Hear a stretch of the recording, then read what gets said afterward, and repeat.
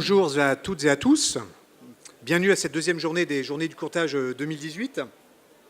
Après le sujet central de DDA, même si certains ont été déçus hier de ne pas avoir des réponses d'ordre davantage pratico-pratique à leurs réponses, la question de la libre prestation de services nous paraissait comme étant l'un des autres sujets, si ce n'est le second sujet incontournable, qui devait être abordé lors de ces conférences plénières des JDC. Finalement, comment pouvait-il en être autrement alors que, même si la LPS, nous le verrons dans quelques instants, ne saurait se circonscrire et se résumer au seul marché de l'assurance construction, mais comment pourrait-il en être autrement, alors que le marché de l'assurance construction a été marqué par la défaillance, vous le savez tous, depuis plusieurs mois, de plusieurs assureurs qui exerçaient en LPS sur le territoire national. Ça marche le micro? Non? Est-ce que ça marche? Voilà, je vais essayer l'autre. Voilà. Pardon. On estime en effet, selon des chiffres qui, nous verrons si nos invités sont d'accord avec ce chiffre, à 8% la part qui était la leur sur le marché de l'assurance construction française. Alors qu'en est-il aujourd'hui? Évidemment, le problème semble loin d'être réglé, nous le verrons dans quelques instants, chiffres à l'appui. Alors, l'objet de cette conférence n'est certainement pas de faire le procès de qui que ce soit, mais plutôt de donner la parole à tout le monde, tous les intervenants, pour avoir un petit peu travaillé sur ce sujet, à la fois pour l'Argus de l'assurance et aussi pour préparer cette conférence. Il est rare dans une situation comme celle-ci qu'il y ait bonnet blanc, bonnet, et que souvent la vérité est au milieu du gué. Donc c'est un sujet qui est compliqué, c'est un marché qui est technique. C'est pour cette raison, on vous a réservé une autre surprise par rapport à hier. Comme vous le saviez, sur le programme, il y avait un cinquième intervenant qui était prévu, qui était Philippe Osimour, qui travaille pour le cabinet Branché, qui est plutôt spécialisé en RC médical. Compte tenu de la nature des débats que j'ai eu au préalable avec tous ces intervenants, il nous semblait naturel, et je pense que ça nous donnera raison compte tenu des questions qui ne manqueront pas de remonter, on va beaucoup parler d'assurance construction. De nombreux professionnels, dont certains sont sur cette même scène, s'accordent à dire que c'est un bon outil, à condition d'être utilisé avec professionnalisme et sérieux. Forcément, dans ce contexte, il était évidemment crucial pour un courtier de proximité de bien choisir son porteur de risque et ne pas céder au mirage d'une assurance low cost, comme certains peuvent la qualifier, d'où l'intitulé de cette conférence. Alors, pour en débattre, je présente nos 5 invités, de droite à gauche.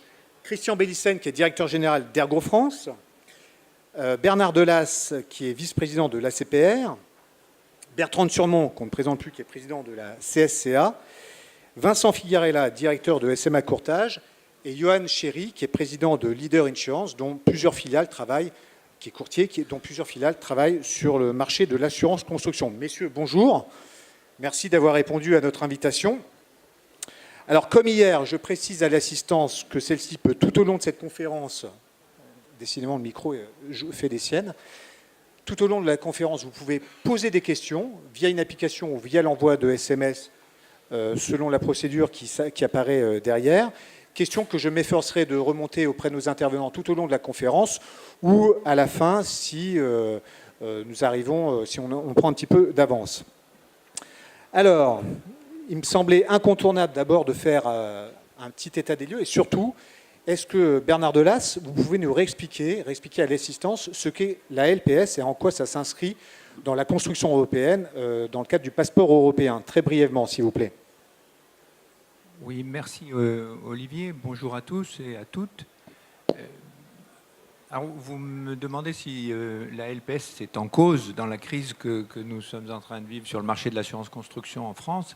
La réponse est évidemment non. La liberté de prestation de services, c'est une des libertés fondamentales de l'Union européenne et il n'est pas question de la remettre en cause. Elle a d'ailleurs beaucoup de vertus.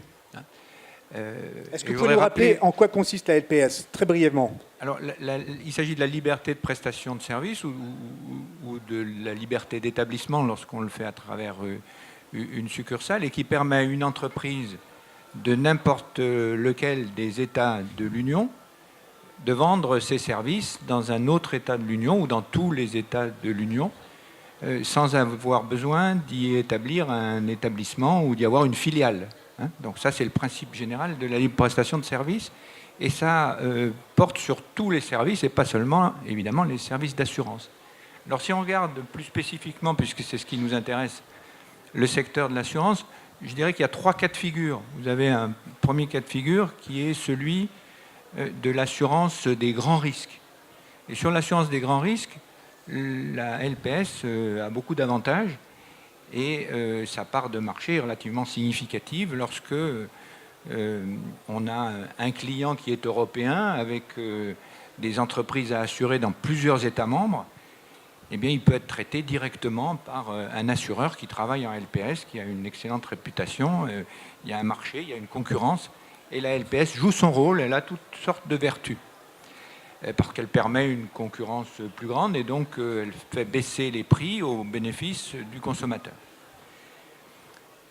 Lorsqu'on parle des grands risques de masse, l'assurance multirisque habitation, l'assurance automobile, l'assurance vie, et puis l'assurance construction, j'y viendrai tout à l'heure, elle peut être assimilée pour un certain nombre de raisons à ces risques de masse.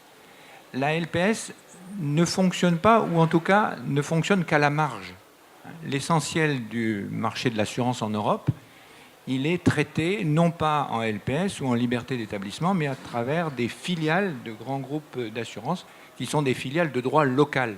Pourquoi ? Parce que pour que la LPS atteigne ses objectifs, il faut qu'il existe un marché unique. Or, dans l'assurance, pour beaucoup de raisons, ce marché unique n'existe pas, parce que l'assurance, le contrat d'assurance, il est beaucoup influencé par des systèmes de distribution, par le droit local, par les systèmes fiscaux, par la culture de chacun des marchés. Et donc, ce qui prévaut dans l'assurance, ce sont les acteurs locaux, implantés sur chacun de ces marchés, et pour l'essentiel, à travers de sociétés de droit local. Donc la LPS, dans les risques de particuliers ou dans les risques de masse, est quelque chose de marginal.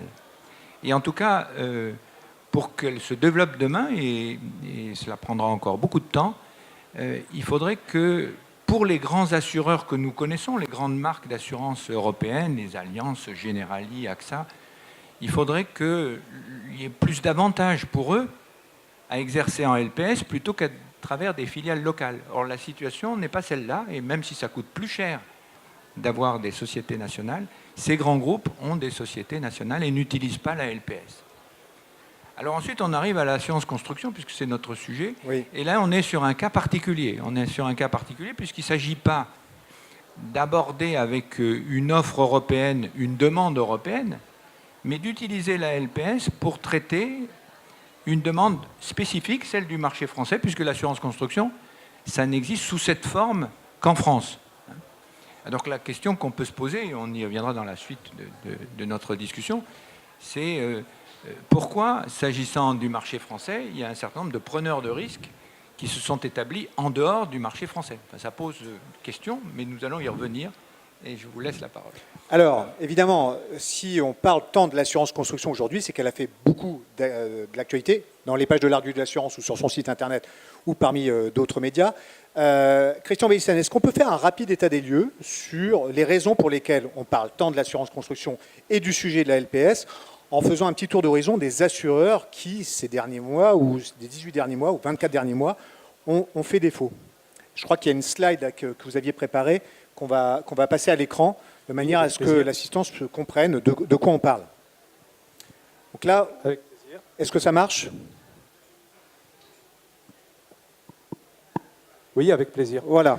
Donc voilà, un rapide état des lieux, juste parce que je me permets, comme Ergo est très mal connu, je suis ici en tant qu'assureur en libre établissement. Si vous me permettez de le signaler. Ils sont très nombreux. Et donc voilà.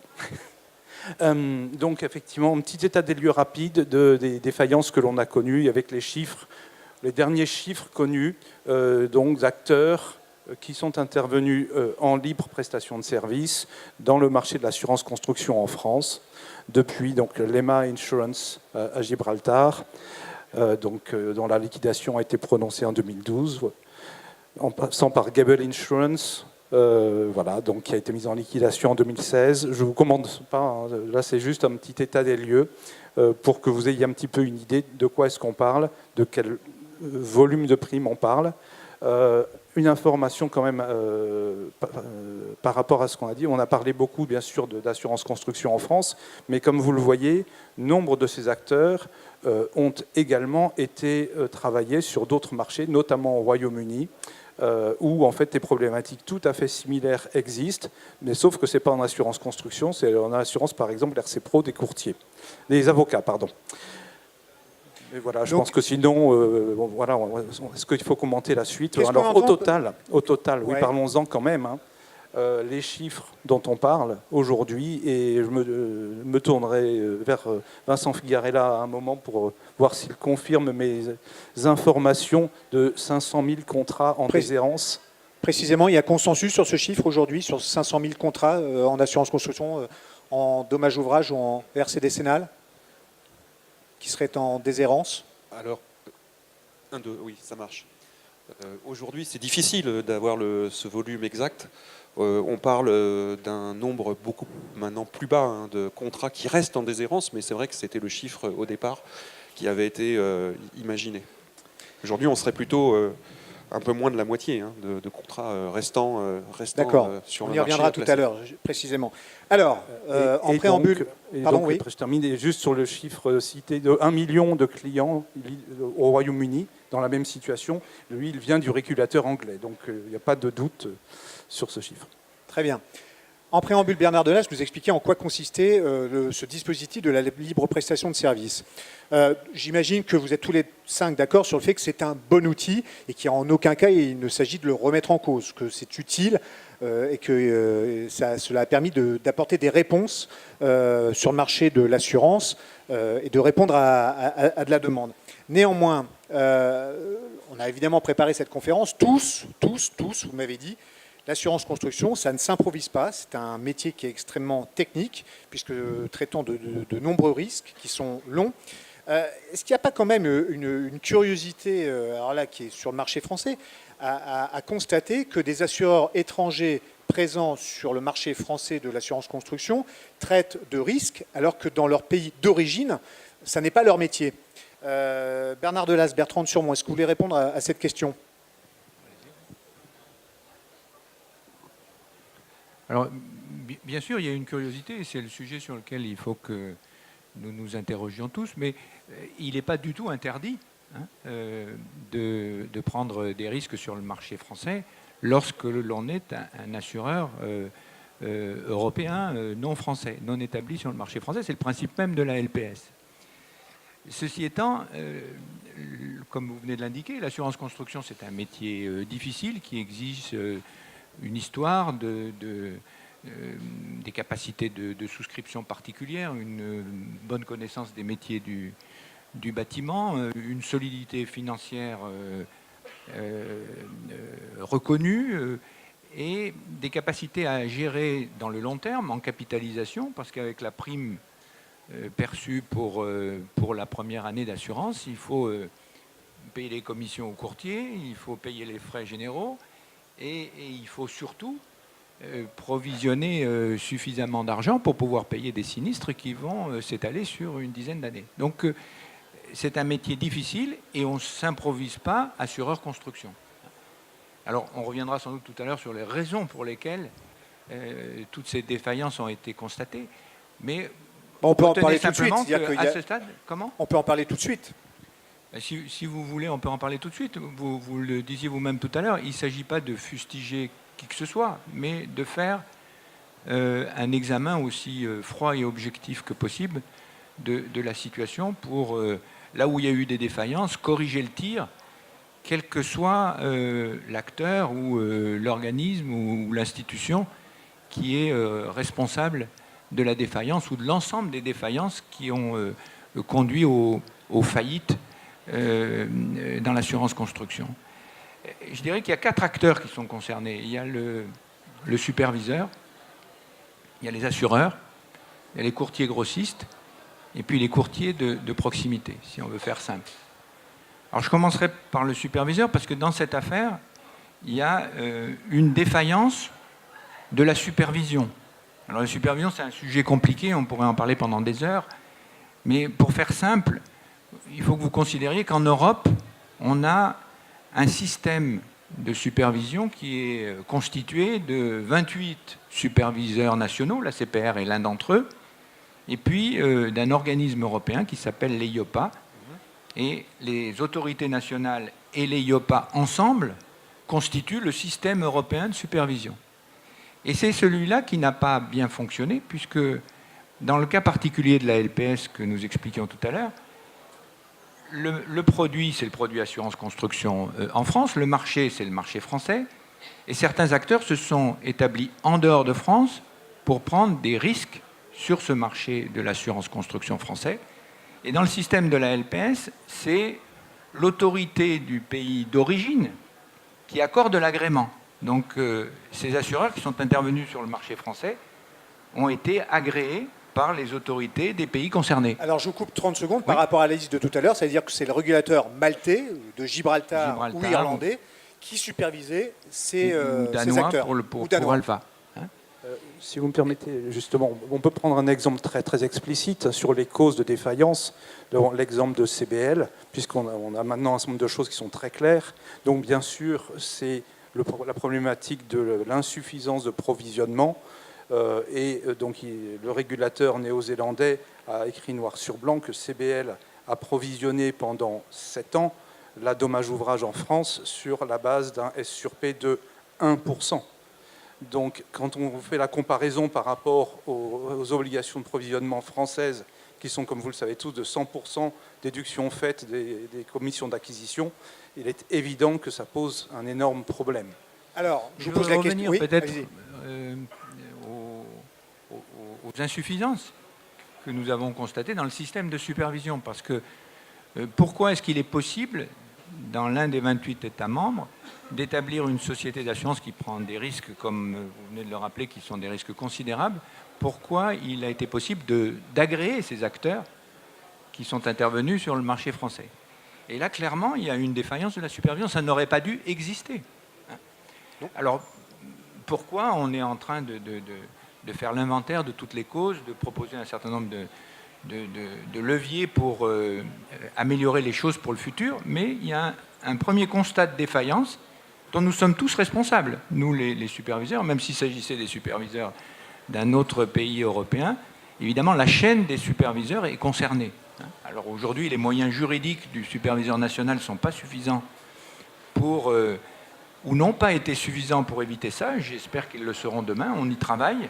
Mais c'est une première cause des défaillances constatées. Il y en a une deuxième qui tient toujours aux spécificités de l'assurance construction et à la responsabilité des assureurs. Alors des assureurs qui ont été mal contrôlés en prenant ces risques depuis d'autres pays européens, mais probablement aussi des assureurs français. Parce que la LPS, et c'est pour ça qu'elle a quand même fondamentalement des vertus. La LPS, elle permet la concurrence. Si vous avez un cartel sur le marché français d'assureurs construction traditionnels qui refusent une partie des risques ou qui appliquent des tarifs qui sont non concurrentiels alors qu'ils ont de bons résultats techniques, ils ont aussi, directement ou indirectement, une responsabilité. Alors le rôle des assureurs, si vous voulez, on y viendra un petit peu plus tard, notamment sur leur devoir d'information, de leurs assurés, mais aussi des courtiers avec lesquels ils travaillent.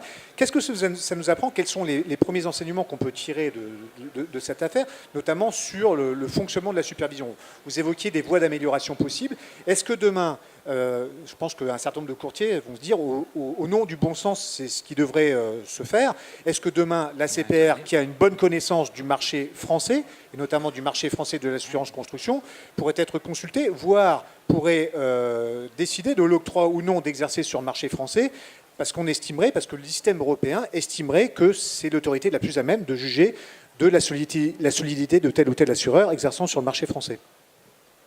Oui, juste un mot. Je pense qu'il faut véritablement distinguer la LPS sur l'auto, parce qu'il y a eu, on a vu tout à l'heure, un problème en Angleterre, mais on est sur des branches courtes, donc oui, c'est des problèmes, mais ce pas des vrais gros problèmes. Et sur les branches longues, sur la construction, la RC médicale, et là, je pense qu'effectivement, en termes de supervision, une des pistes pourrait être de réorganiser la supervision par rapport à ces branches spécifiques. Je ne pense pas qu'il soit possible d'interdire à l'autorité de tutelle du pays d'origine d'intervenir, mais que ce soit complété à minima par l'autorité de contrôle du pays d'entrée. Je pense que sur ces branches-là, ou alors on ne comprend rien à rien et on ne tire pas les leçons de ce qui s'est passé, mais il est pas possible de continuer, parce que, encore une fois, le sujet, il continue. Il est passé, on en dira 2 mots, mais ça serait bien qu'on parle de l'avenir aussi, parce que, voilà, on est tous dans la panade aujourd'hui, ça c'est clair, mais il faut quand même alerter les uns et les autres sur le fait que le sujet continue et qu'il n'est pas endigué. Donc, il faut que ça commence dans l'ordre par la supervision. Je pense que, par rapport à ces branches longues, avoir un poids important de l'autorité de supervision du pays, comment on dit, d'accueil, pardon, est une piste qu'il faudrait suivre, mais il faut aller assez vite parce que effectivement, passez-moi l'expression, mais le verre est dans la pomme et on n'est quand même pas à l'abri dans les 6 mois qui viennent d'avoir un nouveau problème parce que les mêmes causes produisant les mêmes effets. Voilà, donc on en reparlera tout à l'heure, j'espère. Oui. Mais voilà, il faut aussi parler de l'avenir. Le passé, c'est le passé. On s'est tous fait prendre les doigts dans la prise. OK, mais qu'est-ce qu'on fait pour que ça n'arrive plus? Alors, juste un point, parce que quand même, on est aux journées du courtage. On a face à nous une population qui est majoritairement constituée de courtiers. Certains peuvent s'interroger. Voilà, j'ai un assureur qui est parti en fumée. Parfois un courtier grossiste qui est sur le point également de disparaître. On ne va pas se cacher derrière notre petit doigt, tout le monde pense à l'affaire SFS. Des courtiers proximité peuvent se demander, voilà, qu'est-ce que le droit indique? Est-ce qu'un assuré peut aujourd'hui se retourner contre moi? Pourquoi un courtier doit-il s'assurer qu'il travaille avec un assureur solide du point de vue juridique? Christian Bellissen, vous vouliez intervenir sur ce point précisément, parce que vous aviez un petit peu travaillé sur cette question. Tout à fait. Et je pense vous aviez 2 slides par ailleurs à nous soumettre. Je pense qu'effectivement, c'est important. Donc, un petit point sur la jurisprudence des intermédiaires. Historiquement, les tribunaux ont très rarement mis en cause les intermédiaires suite à défaillance de l'assureur. Dans des cas, par exemple, d'assureurs sans agrément, oui. Là, effectivement, ça a été assez lourd. Mais en général, la ligne a été plutôt de dire non, ça n'est pas la responsabilité du courtier, c'est celle du régulateur. Et on a commencé à voir néanmoins une évolution de tout cela. Là, on va passer à la 2e slide, si vous voulez. Alors, attends, ok, mais vous avez vu rapidement la première décision de 1994, puis celle de 2009, qui déjà effectivement plantait, je dirais, les premiers sujets là-dessus. Mais on a maintenant une jurisprudence beaucoup plus récente et très intéressante de la Cour d'appel de Nancy du 3 juillet 2017. Qui dit, donc ce sont les termes exacts, le courtier est tenu de vérifier la solvabilité de l'assureur proposé afin d'assurer l'efficacité du contrat. Cette obligation doit être exercée par le courtier grossiste envers le courtier direct qui est lui-même tenu de cette obligation envers l'assuré. Et ce qui est quand même intéressant, le tribunal de Nancy est allé lui-même chercher les informations financières sur l'assureur concerné, sauf erreur, c'était l'EMA Europe, pour justement vérifier si, à l'époque, avec les éléments connus, eh bien, le courtier avait la possibilité de dire ou pas, attention, cet assureur va mal. Autrement dit, aujourd'hui, la chose qui change, c'est que l'information, elle est disponible. Tout le monde peut aller chercher un rapport SCR de n'importe quel assureurs. Alors oui, on y reviendra. Je pense que là-dessus, il peut y avoir des divergences de point de vue parce que ils sont certes disponibles, mais encore faut-il savoir les décrypter, aller rechercher. Ils ne sont pas tous bâtis de la même manière. Mais effectivement, c'est la disponibilité de l'information qui change le devoir, entre guillemets, parce qu'évidemment, le courtier professionnel doit s'informer pour informer. Alors, je voulais rebondir sur cette phrase. Olivier, 2 secondes. Moi, je suis ravi de ça. Hein. Mais si on va dans cette voie-là, attention. On y va pour tout. Et on y va pour tout avec un rôle des organisations professionnelles et un devoir de contrôle sur les compagnies. Alors, on réfléchit bien avant de prendre la position de la Cour d'appel de Nancy. Très bien, il y en a une sur 15, donc c'est la dernière et c'est la seule qui... Voilà, juste dans ce sujet-là, ne confondons pas vitesse et précipitation. Moi, je vais vous dire, dans le cadre des nouvelles attributions de la CSCA dont on a parlé hier, welcome, mais attention. On y reviendra dans un instant. Alors précisément, voilà, Bertrand évoquait l'avenir. Aujourd'hui, il y a le présent et l'avenir. quels sont les points de vigilance qu'un courtier doit respecter pour jauger de la solidité de l'assureur, du porteur de risque avec lequel il va travailler? Est-ce que, de manière brève, pratique, vous pouvez les uns les autres nous expliquer, voilà, est-ce qu'il y a des indicateurs qui ne trompent pas et sur lesquels on peut estimer qu'on ne passe pas à côté d'un gros pépin? Oui? Oui, je peux vous donner donc. Bon, il est évident qu'en assurance construction, des assureurs français contrôlés par la CPR, eh bien, c'est une garantie de contrôle du provisionnement en capitalisation. Je ne pense pas que Vincent Figarella me critiquera sur ce plan-là. Donc évidemment, on peut se poser moins de questions.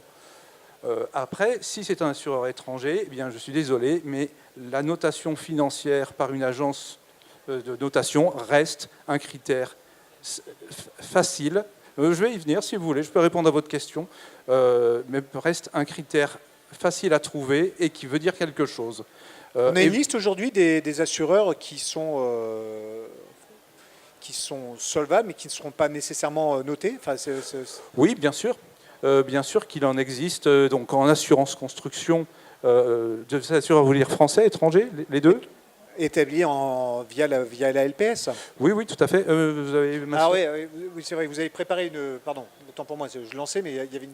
Vous pouvez revenir en arrière, peut-être? Il y avait une slide, voilà, qui était. Ça, c'est voilà. Actuellement, il y en a 3 en France d'assureurs qui sont. Il n'y en a pas d'autres. C'est les 3. C'est ceux que j'ai identifiés, qui sont actifs en assurance construction en France et qui ne sont bien. Ils sont solvables. Ils sont solvables, des provisions absolument. financières, mais ils ne sont pas notés. Ils n'ont aucune notation financière. Alors pourquoi cette importance de la notation? C'est quelque chose qui est, de manière internationale, qui est un point de vigilance qui ressort fréquemment, notamment au Royaume-Uni? Dans tout le monde entier. Ouais. Alors évidemment, avec la crise financière, avec tout ce qui s'est passé, il y a eu une sorte de remise en question, mais malgré tout, ça reste un critère essentiel de solvabilité, d'appréciation de solvabilité des acteurs financiers ou autres. Est-ce que tout le monde est d'accord sur ce point? Vérifier qu'un assureur est noté, c'est un point? Oui, je me permets d'apporter un petit bémol à ce sujet-là. Une agence notation, de notation, au-delà du débat sur la qualité des agences notation qui ont accessoirement animé beaucoup l'actualité dans d'autres domaines, obtenir une notation peut être un jeu d'écriture dans des sociétés qui eux-mêmes dépendent d'une holding, et il ne faut pas penser qu'une agence de notation va apporter une sécurité complète. Effectivement, j'entendais dans le public quelqu'un qui faisait référence à CBL. Au-delà de la problématique de provision de CBL, on a vu à quel point les écritures et le danger financier pouvaient amener à une débâcle et à ces sujets. Et pourtant, ils ont communiqué par mailing auprès du réseau des courtiers sur leur agence de notation uniquement pour des conquêtes de parts de marché. Juste un tout petit retour en arrière, si vous me le permettez. Déjà, j'ai apprécié en début de séance entendre unanimement que la LPS n'était pas en cause. Ça paraît évident de le dire, mais c'est bien de l'entendre parce que ce n'est pas toujours ce qui a été écrit.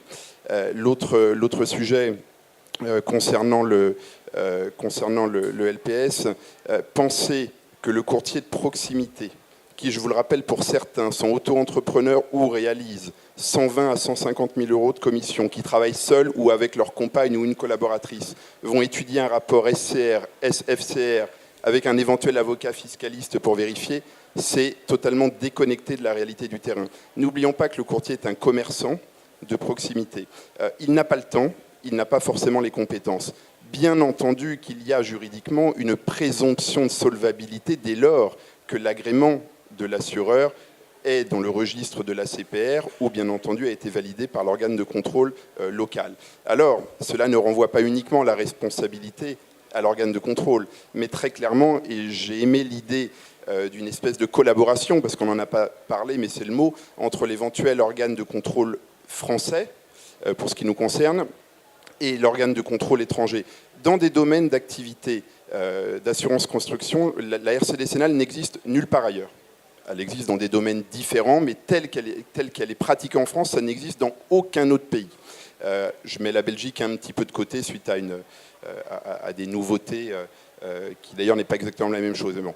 Donc le sujet est de dire que dès lors que dans un pays étranger, l'activité n'existe pas, il faudrait évidemment que l'organe de contrôle français travaille en collaboration et ait son mot à dire. Et aujourd'hui, c'est assez insupportable que l'organe de contrôle français ne puisse pas intervenir et soit finalement spectateur. Alors on peut reprocher effectivement à l'organe de contrôle français de ne pas avoir anticipé, mais on est presque dans l'ingérence. Donc il faudrait mettre en place une collaboration et bien entendu que dès lors cette activité est purement territoriale, la CPR devrait avoir la main et son mot à dire et avoir les mêmes exigences d'ailleurs qu'elles ont pour les compagnies françaises. Ce serait l'intérêt commun. Alors je me permets d'intervenir parce qu'il y a une question ou une remarque de l'assistance qui a été très frappée par les écarts de chiffres donnés par Christian Bélissen, qui est censé contrôler le pourcentage de provision quand on entend cette énorme différence entre le 1% dans un pays et le 100% pour les autres, notamment la France. C'est vrai que le rapport paraît extrêmement déséquilibré. Bernard Delas ? Oui, je voudrais faire trois commentaires. Bon, le premier, et je pense qu'on y reviendra, puisque finalement, pour vous qui êtes majoritairement dans la salle, c'est l'essentiel. Comment choisir votre porteur de risque ? Alors, plusieurs indications ont été données.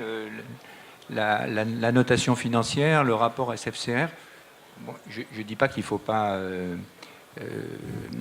lire ces documents, mais je pense que c'est tout à fait insuffisant.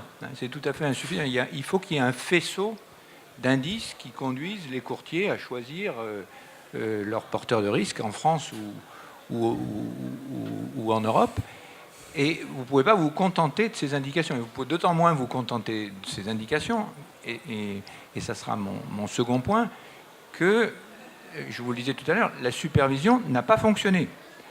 Parce que si la supervision avait fonctionné, probablement le taux de couverture du SCR des dites compagnies ou le SFCR des dites compagnies comporterait des chiffres différents et des indicateurs différents. Donc ça montre bien la relativité de ces indicateurs quand au début de la chaîne, on a une supervision qui ne s'est pas effectuée correctement.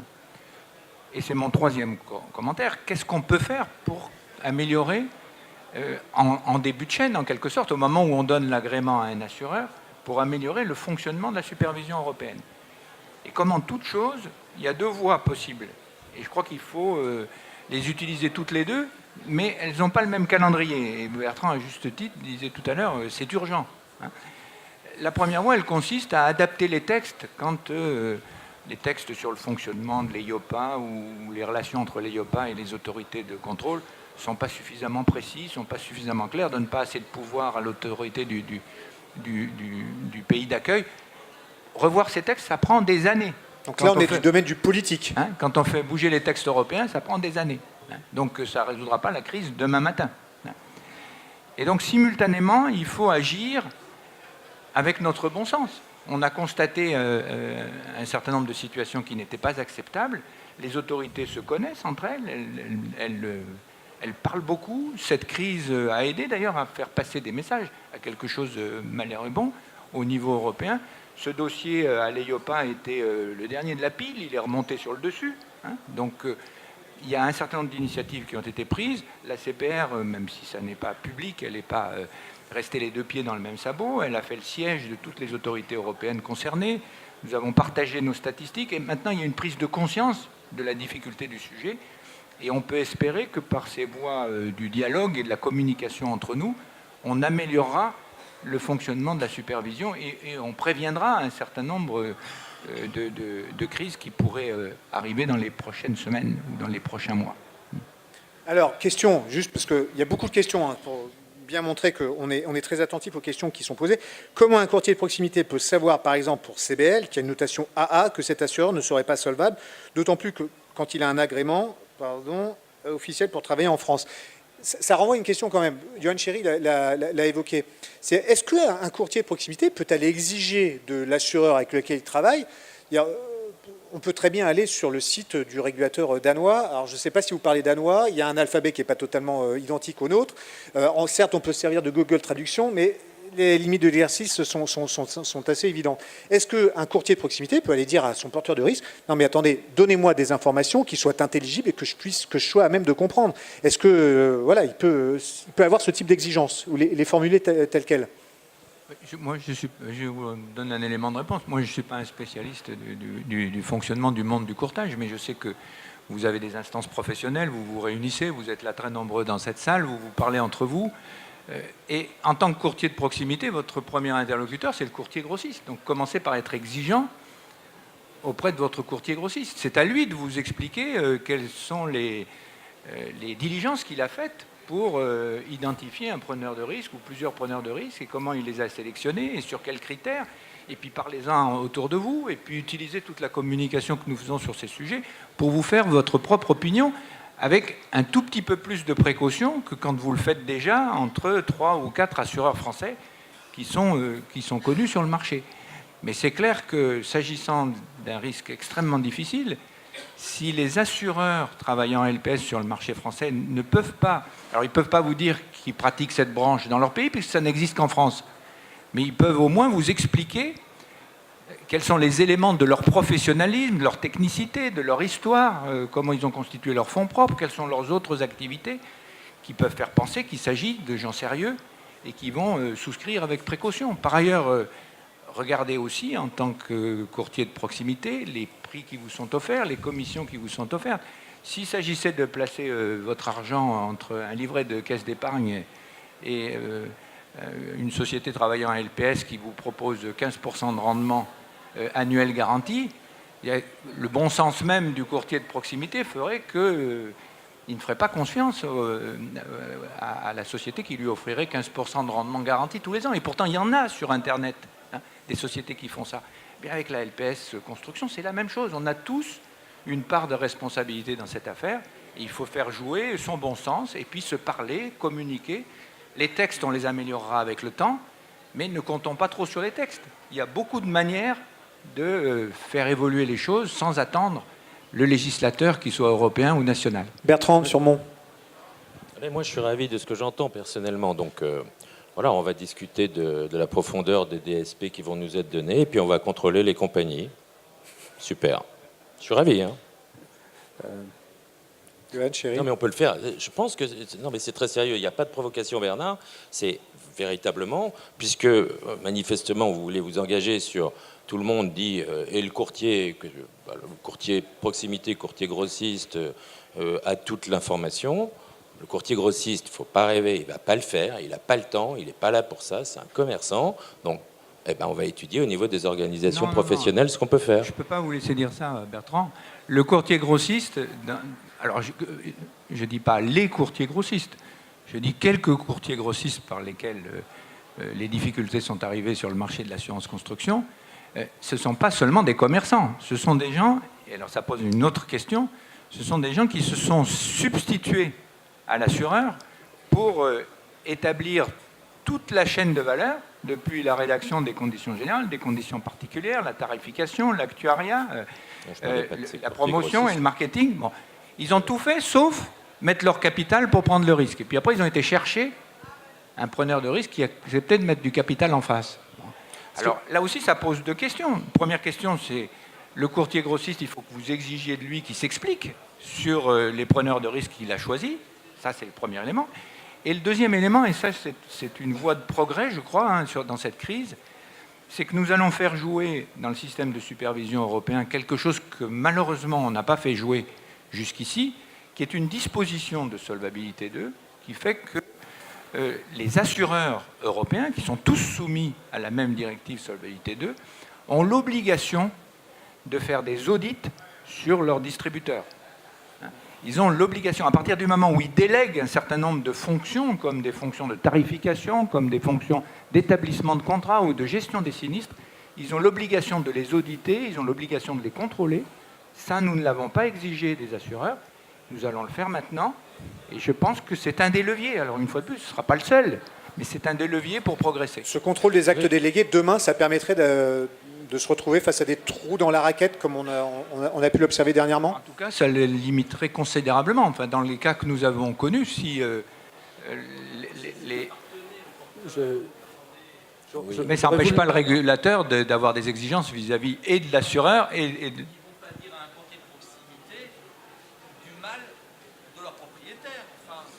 Moi, je crois mais là, le cas est que... spécifique.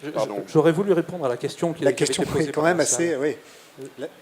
J'aurais voulu répondre à la question qui était posée par la salle parce que je pense pouvoir y répondre sur comment est-ce qu'on fait avec un CBL noté AA. Bon, accessoirement, il était noté que A-.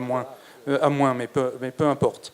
On fait un petit retour en arrière, on se met en 2013, sachant que tout ce dont on parle, Alpha, Elite, CBL, tout ça, ça remonte à 2005-2006 pour les premiers faits. À l'époque, ni Alpha, ni Elite, ni CBL ne sont notés. CBL a une notation B, très médiocre. En 2014, CBL fait une émission obligataire sur le marché australien, avec en toutes lettres dans le papier d'introduction de l'analyste australien que la dommage d'ouvrage est une superbe niche de rentabilité au recours automatique. Il lève 55 millions sur cette base. Et dans la foulée, ils s'introduisent en bourse. Donc voilà comment est-ce qu'on arrive à une notation à moins. Et donc comment un courtier de proximité peut savoir? Eh bien, si le courtier, à l'époque, il s'était posé cette question, on n'en aurait jamais été là. Non, arrête, non, ça c'est pas possible de dire ça.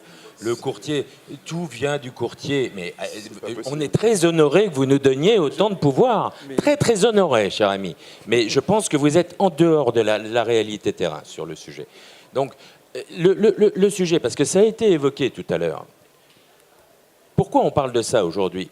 Et je pense qu'on peut partager un certain nombre de conclusions, et en tout cas, à la fois sur ce qui s'est passé et à la fois, encore une fois, pour éviter que ça ne se reproduise. On a dit tout à l'heure, c'est cette problématique d'assureurs en LPS intervenant sur le marché français dans des branches qu'ils ne connaissent pas parce que tel était le cas, vient du fait que les assureurs traditionnels ont retiré le tapis à un moment donné.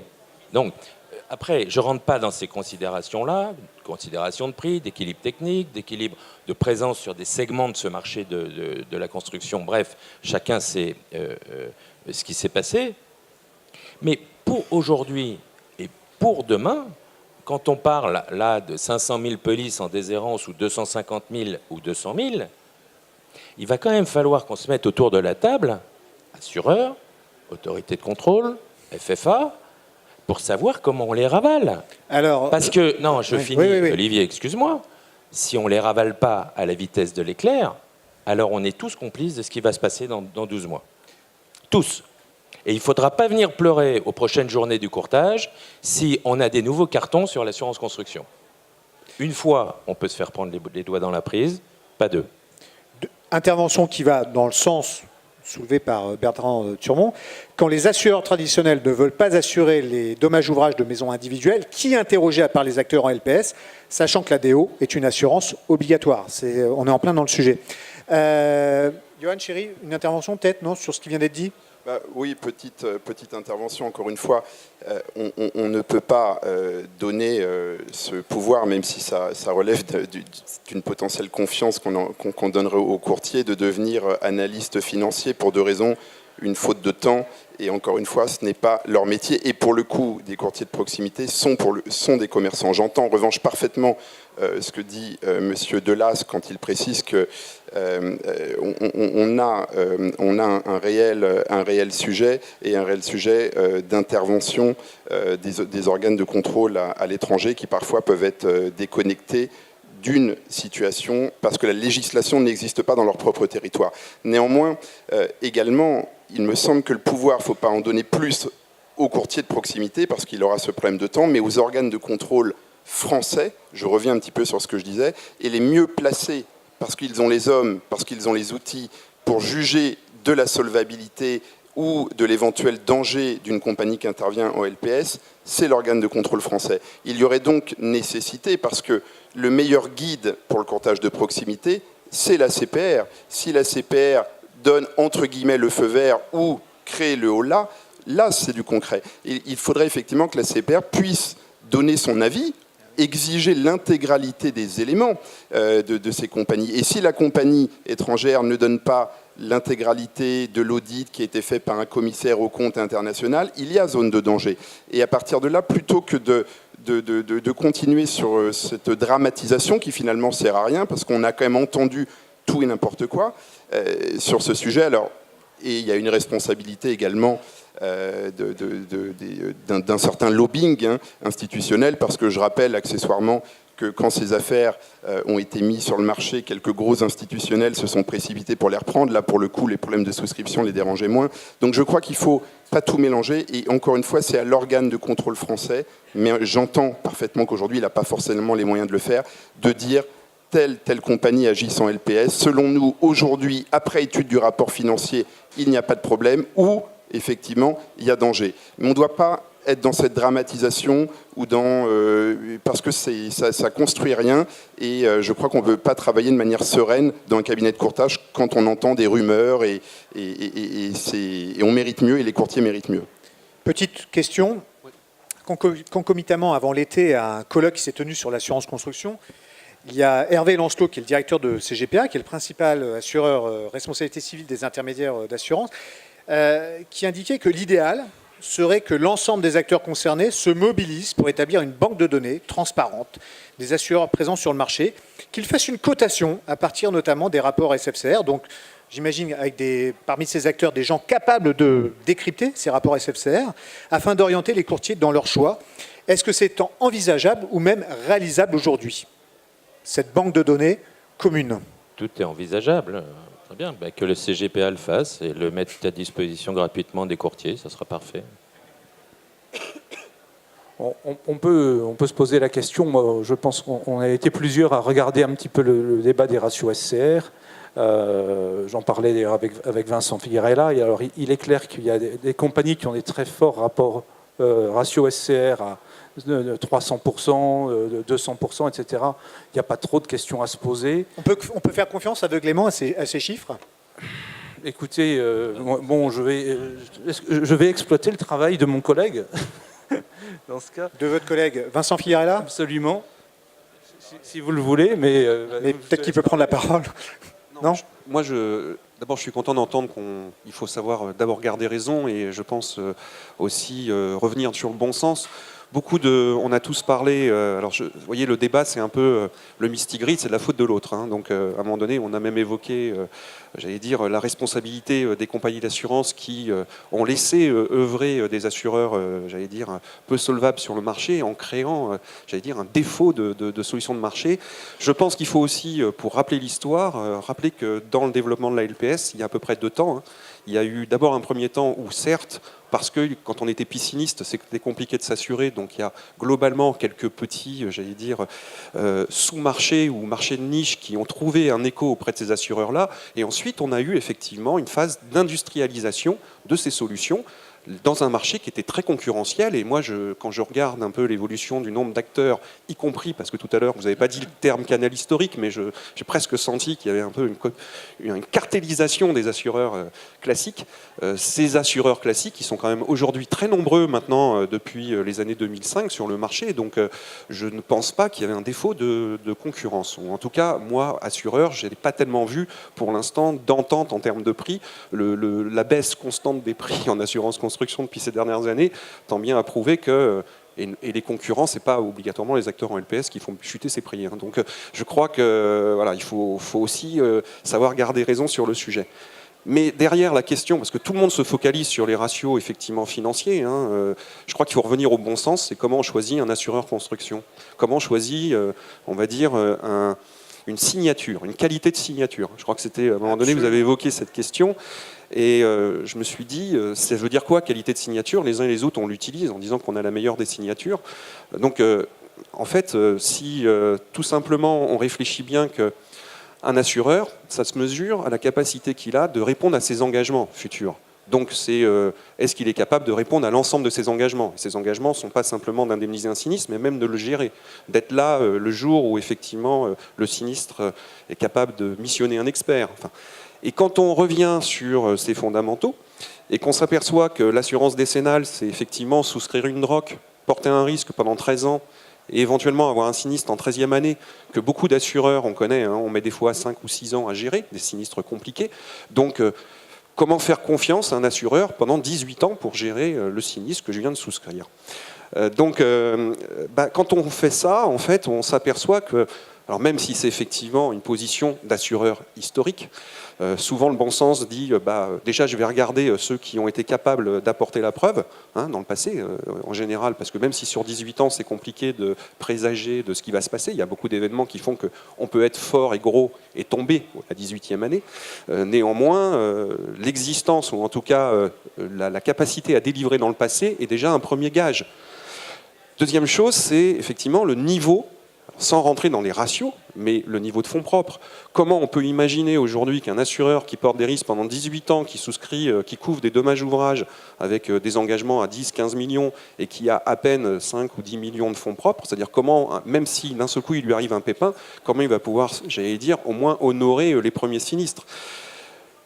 Troisième élément, c'est, vous avez vu que la LPS, c'était un moyen souvent d'accompagner des clients sur des risques que l'on fait, mais de les accompagner à l'extérieur. Or aujourd'hui, est-ce que, j'allais dire, il faut faire la même confiance à un assureur qui fait un certain nombre de choses dans son pays d'origine et qui vient l'externaliser, ou en tout cas qui vient l'exporter dans un autre pays, à un assureur de niche qui se dit, tiens, c'est l'opportunité pour moi de faire un développement à 2 chiffres ou à 3 chiffres.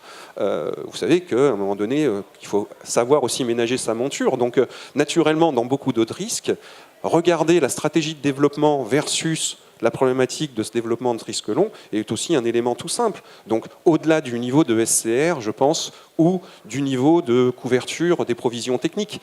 Mais ça aussi, il faut, j'allais dire, même sans rentrer dans les chiffres, vous savez, quand on prend une garantie décennale, on est obligé de constituer des provisions techniques. Ces provisions techniques, comme on vient de le voir, elles sont longues et lourdes à porter. Comparer, même si on ne peut pas regarder, mais comparer ce ratio de niveau de provision technique par rapport au montant des primes émises, quand vous savez que sur le marché national, les assureurs qui font ça depuis longtemps, donc globalement ont survécu, donc ça veut dire qu'ils ont probablement mis des provisions suffisantes pour survivre, aujourd'hui mettent 11 fois le montant des primes en provision technique. Donc quand quelqu'un a à peine une année de couverture en provision technique, je pense qu'à un moment donné, il faut en tout cas revenir à la raison, et ça peut être déjà un élément sans rentrer dans l'analyse d'une base de données ou d'une banque de données. Le dernier sujet, moi sur lequel je voulais insister, c'est aussi la capacité à délivrer avec des équipes. C'est-à-dire qu'aujourd'hui, dans d'autres domaines, si un prestataire qui vous assurerait, j'allais dire, une fiabilité à long terme, vous expliquerait qu'il ferait tout sous-traiter pour gérer et sa production et ses règlements de sinistre, eh bien, est-ce que vous auriez aussi l'envie de lui dire, j'ai l'impression que, en tout cas, si déjà je crains pour la fiabilité ou sa pérennité dans le temps, qu'en est-il de tous ces sous-traitants en cascade qui travaillent pour lui dans 18 ans? Donc voilà, à un moment donné, même si effectivement à cette table je suis un peu le représentant des assureurs traditionnels, donc peut-être à l'origine d'avoir créé une petite niche qui a permis à ces acteurs de se développer, de toute façon les chiffres qu'on a pu voir dans le développement à partir de 2005 prouvent bien que le débat n'est pas le défaut d'assurance des constructeurs de maisons individuelles ou j'allais dire des fabricants de piscines.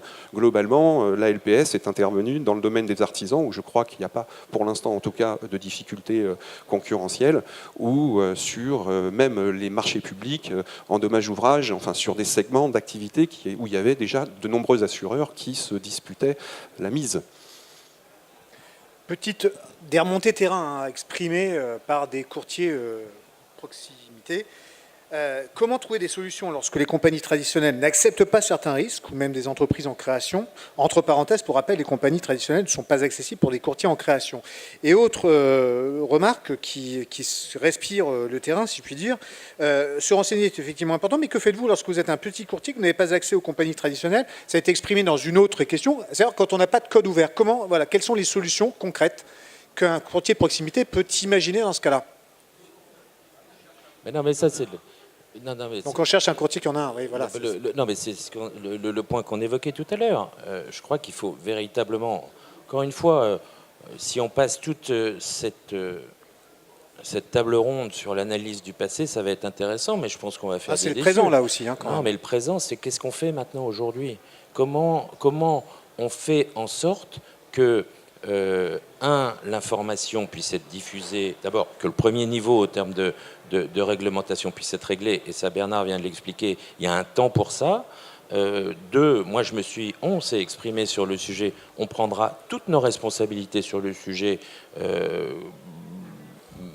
dépendant ou indépendamment de l'évolution dont on a discuté hier du rôle des organisations professionnelles. 3, je pense qu'il faut que les compagnies soient présentes, parce qu'il y a une chose qui va être certaine, c'est qu'aujourd'hui dans la salle, j'en ai rencontré plein hier, il y a des courtiers qui ont des sinistres ouverts sur SFS-CBL qui ne vont pas être réglés, des courtiers qui sont incapables de replacer les polices parce qu'ils ne peuvent même pas obtenir de CBL des attestations d'assurance. Donc il y a un moment, il va falloir quand même qu'on se réunisse et qu'on gère ce sujet, parce que je pense qu'à un moment donné, c'est le politique qui va s'en mêler. Quand on aura quelques chantiers qui seront tombés ou quelques sociétés de BTP qui seront tombées, alors peut-être que ça va devenir un vrai problème politique. Mais là, dans la salle, c'est des questions qui sont quand même extrêmement simples. On ne parle pas de 2A+, ou de 2B-. On parle, j'ai un sinistre, comment je fais? J'ai un portefeuille de police SFS, où je les replace? Chez qui? À quelles conditions? Voilà, c'est ça le sujet. Parce que si on ne le traite pas, excusez-moi d'être lourd sur le sujet, si on ne le traite pas aujourd'hui, alors dans 12 mois ici, on parle de la même chose. Ça sera plus SFS-CBL, ça sera un autre courtier avec un autre porteur de risque en LPS. Alors, visiblement, pour rebondir à ce que vient de dire Bertrand de Surmont, il y a des courtiers qui ont des difficultés, qui sont exprimées soit auprès de la CSCA, soit même dans les travées, pour replacer ces fameux risques. Concrètement, comment on s'y prend, Vincent Figueira? Comment est-ce qu'on constitue son dossier? À quelle porte va-t-on toquer? Alors déjà, je pense. Est-ce que vous en reprenez? Alors bien sûr qu'on en rencontre. Sinon, c'est qu'on vivrait dans un monde parallèle. Il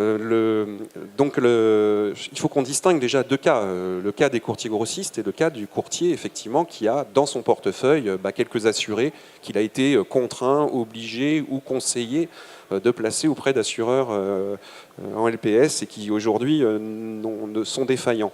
Donc, dans le deuxième cas, aujourd'hui, je n'ai pas, enfin en tout cas, nous, à la SMA, on accompagne nos courtiers partenaires. Alors après, bon, on peut se poser la question des courtiers qui ne sont pas partenaires avec la SMA, mais en tout cas sur les courtiers partenaires, on les accompagne pour effectivement reprendre ces risques avec toute la difficulté que nécessite cette reprise. C'est-à-dire qu'un assureur, ça préfère prendre un risque, on va dire, solvable aussi, puisqu'il porte aussi l'engagement, puis qu'il y a des franchises, et qu'à un moment donné, il faut aussi avoir un assuré qui soit capable d'honorer ses franchises dans le temps. Donc la difficulté, c'est de ne pas laisser l'assuré avec un trou de garantie.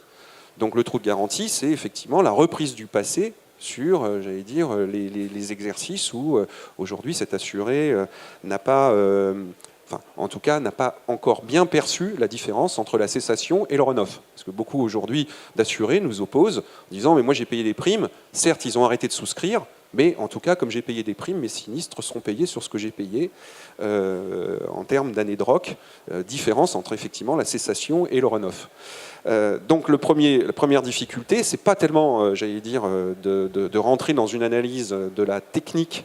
Qu'est-ce qu'il est en train de réaliser? Comment? Est-ce qu'il fait beaucoup sous-traiter? Quel type de métier il fait? Le premier sujet, c'est de le convaincre qu'il faut racheter le passé, parce que sans cette reprise du passé, en fait, on lui donne qu'une demi-garantie et qu'on va créer un risque au plus problématique, puisque quelque part, on a donné l'impression qu'on est en train de sécuriser l'entreprise, alors qu'on le laisse avec effectivement un risque fort d'insolvabilité pour lui. Donc ça, c'est le premier point, et c'est souvent ce point-là qui, d'ailleurs, tue le débat et nous permet même pas, j'allais dire, d'aller regarder le risque, puisque ça peut être aussi compliqué d'expliquer à quelqu'un qu'il va falloir qu'il repaye un certain nombre d'années de primes qu'il a, en tout cas, payées. Donc ça, c'est le premier point, et bien évidemment, je crois que si je reviens toujours à une approche plus raisonnable et moins polémique sur le sujet, en fait, la difficulté de certaines activités ou de techniques non courantes ou d'entreprises, j'allais dire, qui se créent et à la faculté de disparaître rapidement existait bien avant l'émergence de la LPS. Il faut savoir que dans le BTP, les entreprises en création, 1 sur 3 meurent dans l'année ou dans les 2 années qui suivent. Donc le sujet pour l'assureur construction a toujours été de savoir comment il allait pouvoir éviter de prendre des primes pour payer ensuite des sinistres à 100% sans franchise, parce que ces entreprises n'allaient à peine passer l'hiver. Donc le débat, il n'est pas tellement, j'allais dire, sur le fait qu'ils soient assurés précédemment en LPS ou pas pour ces entreprises. entreprises-là, mais c'est effectivement, est-ce que l'assurance décennale doit être une caution pour aujourd'hui permettre à des entrepreneurs en fait complètement déresponsabilisés qui disent qu'ils sont capables de tout faire avec n'importe quelle technique et en donnant tout en sous-traitance, parce que en général c'est surtout ceux-là qui sont refusés aujourd'hui en termes dans les compagnies plutôt traditionnelles. Eh bien, comment on fait pour est-ce qu'au nom de la LPS, il faut à nouveau leur redonner un permis, un permis de générer du sinistre plus tard. Donc voilà. Bon, mais le courtier, une fois qu'il a dépassé effectivement la difficulté de réexpliquer qu'il va falloir resouscrire pour le passé, donc c'est bien s'assurer de la reprise du passé. La reprise du passé, c'est donc vérifier que les activités passées, les extensions de garantie qui avaient été faites dans le passé sont bien portées à la connaissance de l'assureur suivant, parce que même si vous avez des reprises du passé d'office sur les garanties RC complémentaires, pour autant, il faut que ça soit dans le périmètre du champ d'application du nouveau contrat. Donc une entreprise qui a démarré charpentier et qui termine gros œuvre, si d'un seul coup, dans la reprise du passé, on oublie de le dire, même les sinistres du passé ne seront pas couverts le jour où le sinistre arrivera. Et puis, sur la partie décennale, donc c'est la resouscription d'une garantie. Les assureurs, dans un premier temps, et la SMA en premier, exigeaient effectivement des relevés de sinistre, parce qu'on pense que le relevé de sinistre, c'est un moyen de regarder la capacité qu'a l'entreprise à être professionnelle. Aujourd'hui, on a bien conscience que les relevés de sinistre, on ne peut plus les obtenir, puisque ceux qui les émettent n'existent plus. Donc, c'est souvent le job du courtier de reconstituer avec l'assuré, effectivement, cet historique des réclamations, ou en tout cas des successions de contrats. Donc, parce qu'il y a un deuxième sujet, c'est la reprise des contrats chantiers. Donc aujourd'hui, il y a des offres sur le marché de reprise de contrats chantiers. La SMA aussi les propose. Pardon, il y a des offres ou il y a beaucoup d'offres? C'est quand même une question qui semble que il y a des offres. Moi, j'en connais en tout cas, la SMA, on le fait. Et puis, chez quelques confrères, je sais qu'il existe aussi des offres. Donc, je ne pense pas qu'il y ait aujourd'hui, en tout cas, une difficulté. De principe. Après, c'est la mise en œuvre. C'est-à-dire que la mise en œuvre, on sait tous que c'est compliqué d'obtenir un dossier technique pour faire souscrire une dommage ouvrage. Donc, reconstituer un dossier technique qui n'avait pas été constitué 3 ans après pour, venir constituer ce dossier en qualité de reprise du passé, parfois, ça peut être effectivement un peu plus compliqué. Mais, en tout cas, les solutions que nous, on met en œuvre, c'est à partir du moment où le dossier technique est reconstitué, à partir du moment où les attestations d'assurance des intervenants, eh bien, on est capable de reprendre en dommage ouvrage le risque, bien évidemment pour le passé inconnu, pas pour les sinistres en cours, et simplement l'assureur souvent, et la SMA c'est sa position, fait une visite technique, ne serait-ce que pour, vérifier l'état de l'existant. Voilà. Donc aujourd'hui, pour moi, dans le principe, il y a les mécanismes, il y a les solutions d'assurance, et après on sait que le diable est dans les détails. C'est comment convaincre l'assuré de la reprise du passé. Donc ça, premier débat. Et puis le deuxième débat, c'est comment reconstituer un dossier dommage-ouvrage 5 ans plus tard, pour faire souscrire. Alors j'imagine que l'assuré regarde quand même beaucoup le prix. Donc les niveaux de garantie ne sont pas forcément les mêmes, les franchises non plus. Est-ce que c'est quelque chose que vous aviez envisagé? Donc il y a aussi des possibilités qui sont laissées à l'assuré de moduler dans le temps le paiement de la prime? Les niveaux de garantie pour les contrats en cours, elles sont en général sur le marché assez, assez similaires, même si on nous a fait croire tout à l'heure qu'il y avait un défaut de solution d'assurance. Enfin, je pense qu'aujourd'hui, dans beaucoup d'assureurs, vous avez des solutions en multirisque construction qui se valent. Je vous laisserai, je vous laisserai supposer que les nôtres sont les meilleurs, mais bon, il y a beaucoup d'offres qui existent. Par contre, effectivement, la prime reprise du passé, même si ce n'est pas la somme des primes, si on prend 5 ans de passé, ce n'est pas 5 fois la somme des primes qu'il aurait eu payées, puisqu'il y a des risques déjà qui sont survenus et qui n'existent plus. Donc l'assureur module effectivement cette prime de reprise du passé. Nous, pour faciliter justement cette transition, on a mis en place des solutions. On peut étaler sur plusieurs exercices la reprise du passé. On peut, faire un certain nombre d'aménagements pour amoindrir. Et puis, il y a aussi la solution qui peut sécuriser aussi l'assuré, parce que l'assuré qui se retrouve face à ce risque-là peut se dire, moi, ça n'est pas la couverture des petits sinistres que je recherche, mais bien la couverture d'un risque majeur engageant ma solvabilité à venir, puisque qui est aussi une difficulté, souvent les assurés imagine que quand l'assureur n'existe plus, ils ne sont plus responsables, puisqu'il n'y a plus de contrat d'assurance. Donc c'est aussi un point, des fois, à débattre avec eux, que la non-existence du contrat d'assurance ne tue pas la responsabilité de l'entreprise. Et donc, la solution aussi dans la reprise du passé, elle peut être assortie d'une franchise beaucoup plus élevée ou d'une participation, on va dire, un premier risque qui permet à l'assuré de se dire je vais chercher uniquement la sécurisation de mon passé, même de mon passé en cas de sinistre majeur. Juste, pardon, une petite intervention. Donc, on note pas besoin, sur le plan juridique formel, d'attestation, parce que c'est pas possible d'en avoir. Formel ou juridique, non, je dirais dans le bon sens qu'on vient d'évoquer, on ne va pas aujourd'hui réclamer quelque chose qu'on n'arrive plus à obtenir. Voilà, c'est ça. Non, mais c'est important que chacun l'ait en tête avec reconstitution, très bien. Et un deuxième petit point, je le dis à tous, je le dis à chaque fois que je m'adresse aux adhérents de la CSCA, la pire des choses pour vous, courtiers, par contre, ça serait de ne rien dire à vos clients. Ne vous planquez pas la tête dans le sable, parce qu'alors là, pour le coup, compte tenu de ce qui se dit, ce qu'on dit aujourd'hui, ce qu'il y a dans les journaux, etc., alors là, pour le coup, votre responsabilité pourra être très, très sérieusement engagée. Donc, ne vous cachez pas, c'est très désagréable d'aller revoir un client en lui disant qu'il faut qu'il repaye pour ce qu'il a déjà payé, mais voilà, ne prenez pas l'option de la tête dans le sable. Christian Bellissen. Je pense qu'effectivement, on va tous collectivement, au marché de l'assurance, avoir un gros travail de pédagogie à faire, parce que ne nous leurrons pas, enfin moi c'est mon opinion, la galaxie CBL Elite Alpha SFS, on se dirige vers une liquidation très violente. Donc il faut s'y préparer, il faut d'ores et déjà anticiper, et il faut effectivement, je rejoins complètement ce qu'a dit Vincent Figarella sur l'importance d'expliciter la reprise du passé, avec les difficultés techniques que ça représente. J'y rajouterais juste que tout ça, ça existe aussi auprès d'acteurs d'origine étrangère de qualité. Voilà. Bertrand évoquait les attestations. Question concrète. Les compagnies traditionnelles refusant les attestations en RC décennale des assurés en LPS pour de la dommage ouvrage, n'ont-elles pas poussé la souscription de la DO, la dommage ouvrage chez les LPS? Ça s'affiche là, pardon. Si j'ai pas... C'était clair à la lecture. Aujourd'hui, enfin moi, à l'époque, quand les acteurs souscrivaient auprès d'acteurs en LPS et dommages ouvrages, le sujet des attestations n'était pas refusé. Hein. Donc, je crois que les assureurs, même si effectivement chacun savait le risque que l'on prenait, on a tous été vigilants à ne pas à l'époque, opposer un défaut d'assurance à une compagnie qui était toujours en cours d'exercice et qui délivrait des attestations conformes. Mais donc le débat, je dirais, c'est plutôt aujourd'hui sur des acteurs, des dommages ouvrages en cours, où effectivement l'assureur peut se dire, oui, j'ai une attestation, mais qui ne vaut plus rien, puisque l'assureur n'honorera pas ses engagements.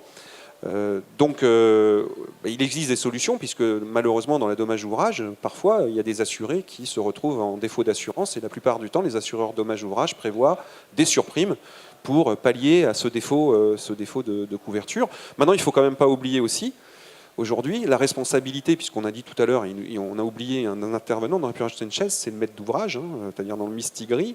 Il y a aussi la qualité aussi d'information auprès des maîtres d'ouvrage à ne pas aujourd'hui retenir, j'allais dire, ces acteurs-là en qualité d'intervenants. Parce que, bon, si l'entreprise, effectivement, si le maître d'ouvrage choisit un acteur sans se préoccuper de la qualité de l'assurance qui est délivrée par cet acteur, alors que c'est quand même le principe même de l'assurance construction a été de sécuriser la maîtrise d'ouvrage, on a aussi quelqu'un qui devient complice aussi d'un système en disant après tout je repasse le mistigris au dernier et c'est le dernier qui se débrouillera. Donc voilà. Je me permets, oui. À la question posée, la réponse est bien entendu clairement oui. Pourquoi ? Parce que les assureurs institutionnels ont joué le jeu de refuser, avec absolument aucun critère légitime, ni légal, ni contractuel, les attestations d'assureurs étranger LPS. Nous, c'est quelque chose que l'on vit avec Millennium Insurance qui présente l'intégralité des garanties et respecte l'intégralité des taux de solvabilité tels qu'ils sont exigés, aussi bien d'ailleurs par des autorités de leur pays que français, parce que le SCR, on ne permet pas à moins de 100%, que ce soit à l'étranger ou en France.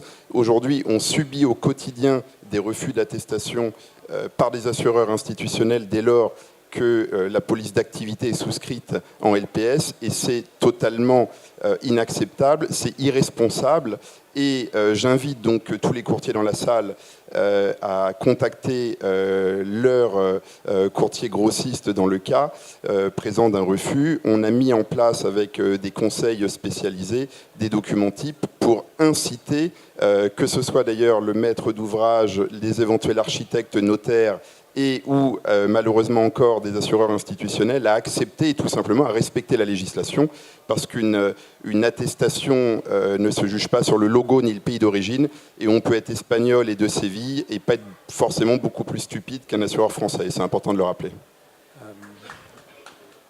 Oui, alors, le débat, moi je voudrais apporter une nuance, et là je vais me permettre de citer, M. Delas, s'il m'y autorise. C'est vrai qu'il y a certains endroits quand même qui ont été identifiés pour une régulation assez faible. Moi je vais prendre l'exemple que nous n'avons que trop vu dans les pages précédentes de Gibraltar.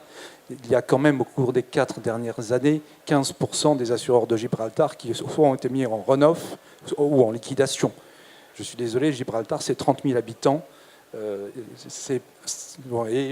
Sauf erreur, Monsieur Delas, vous avez également cité Malte, l'Irlande également, mais l'Irlande, j'imagine, c'est plus compliqué. Mais voilà, il faut savoir, il y a des endroits où il y a des faiblesses et où on peut se demander effectivement, mais pourquoi une entreprise basée à Séville a besoin d'aller à Gibraltar ? Alors, c'est peut-être pas par la beauté du paysage. Néanmoins, des compagnies institutionnelles françaises ont des cabinets captifs aux îles Caïmans, et je ne suis pas certain que ce soit uniquement pour le paysage non plus.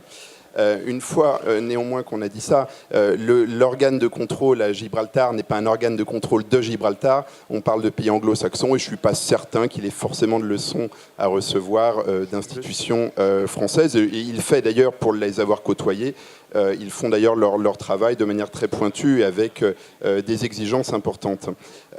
Systématiser Gibraltar, je vous rappelle que l'institution et l'emplacement à Gibraltar, bien entendu qu'il y a une fiscalité qui peut paraître un petit peu plus conviviale, c'est un fait. Au-delà de ça, ça permet immédiatement d'œuvrer dans l'intégralité des pays de l'Union européenne, ce qui n'est pas le cas quand vous vous établissez uniquement dans un pays d'Europe. Et puis j'ai envie de dire qu'on est quand même en train de parler bientôt d'un sujet du passé, parce qu'avec le Brexit, je vous rappelle qu'on est en train de parler d'un épiphénomène. Ce sera bientôt fini pour les entreprises, bien entendu, qui sont encore en place et qui comptent l'être pour quelques années. Donc de la LPS teintée de Brexit, vous aviez raison de le signaler. Question concrète, que dire des appels d'offres publics dont les sélections sont basées sur le prix et dont les acheteurs sont fortement impactés par les défaillances en cours? Des appels d'offres qui répondent, qui regardent les prix. Vous voulez que je réponde? Enfin, bon, si vous le souhaitez. Voilà, je vais essayer de ne pas obérer les prochains appels d'offres par mon défaut de réponse. Aujourd'hui, ce que l'on voit, c'est que la commande publique commence à changer aussi d'approche et réfléchit aussi à des critères supplémentaires dans le choix, effectivement, de la pérennité de l'assureur, en allant au-delà simplement de l'agrément. La difficulté, c'est pour eux, je pense, c'est de mettre des critères qui soient parfaitement transparents et sur lesquels ils ont la possibilité de pouvoir ensuite, j'allais dire, expliquer leur choix. Parce que si en appel d'offres public, il y a un sujet qui peut être compliqué, c'est ce qu'on a tout à l'heure, on a appelé le bon sens, c'est-à-dire expliquer à quelqu'un que le bon sens, vous faire tenir celui-ci plutôt que celui-ci, c'est peut-être compliqué. Mais il y a aujourd'hui, en tout cas, des exigences. Parfois, on voit apparaître des exigences de capacité effectivement à gérer. Quand aujourd'hui, on est noté les uns et les autres sur nos rapports de gestion, sur la capacité qu'on a dans nos équipes à pouvoir délivrer. On nous demande souvent des historiques, c'est-à-dire qu'un même aujourd'hui une commande publique s'interroge sur la capacité à avoir délivré dans le passé, qui peut présager en tout cas de notre capacité à délivrer à l'avenir. Donc vous avez tous ces critères qui aujourd'hui sont intégrés dans la note dite technique versus la note prix.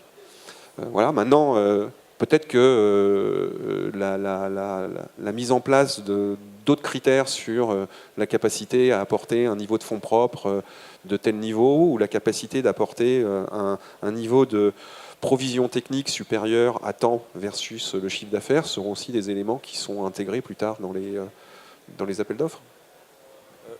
Pour moi, l'une des choses qui serait en théorie faisable, je rappelle que je suis toujours un assureur étranger, bien entendu, donc je ne suis pas strictement soumis à l'obligation, à l'arrêté de 95 sur l'obligation de provisionnement en capitalisation, mais par contre, je vais m'y soumettre volontairement. Et je ne suis pas le seul. Je pense que ce sont des choses qui sont parfaitement faisables et qu'on est tout à fait en droit de demander à des acteurs étrangers qui veulent intervenir sur le marché français qu'ils fournissent tous éléments permettant de montrer qu'ils respectent à minima l'esprit, si ce n'est la lettre, de la réglementation française en matière de provisionnement en capitalisation.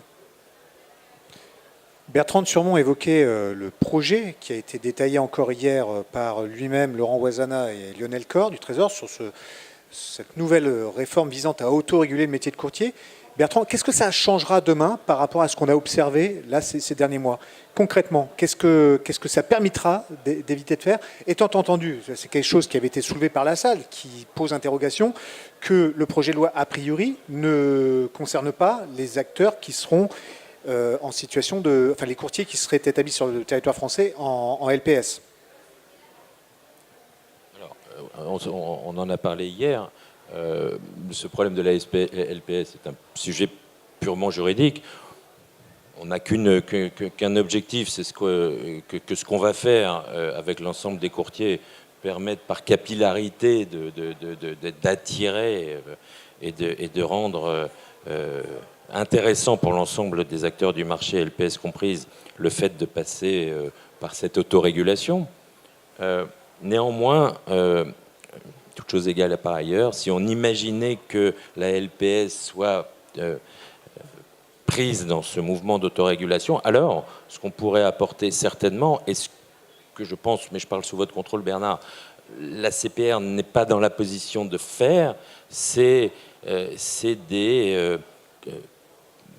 j'ai envie de dire des considérations de bon sens que vous évoquiez tout à l'heure, c'est des considérations de marché, c'est des considérations terrain qui aujourd'hui ne sont pas prises en compte. Je pense, pour aller directement au but, que si l'autorégulation avait été en place depuis 3 ans, alors cette affaire n'aurait pas pris l'ampleur qu'elle est en train de prendre.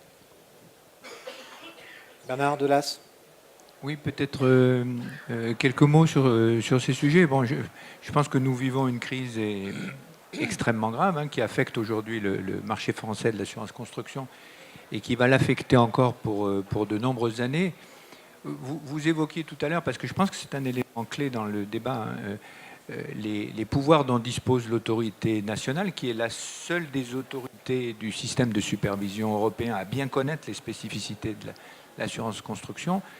Cette autorité nationale, dans le cas particulier, elle n'a pas juridiquement la possibilité d'intervenir et d'exiger des assureurs étrangers qui interviennent sur le marché français en LPS un certain niveau de provisionnement, par exemple, ou un certain niveau de fonds propres.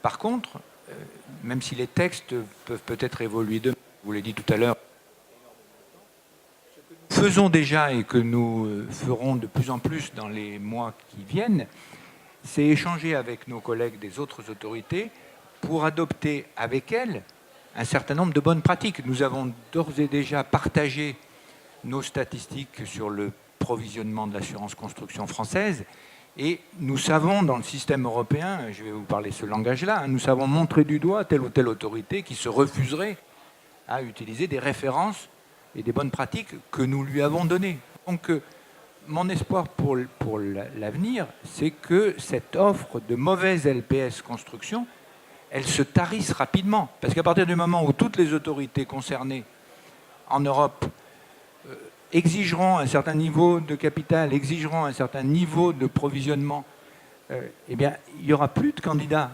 à l'offre LPS construction borderline. Donc cette offre, elle n'existera plus ou elle deviendra strictement marginale.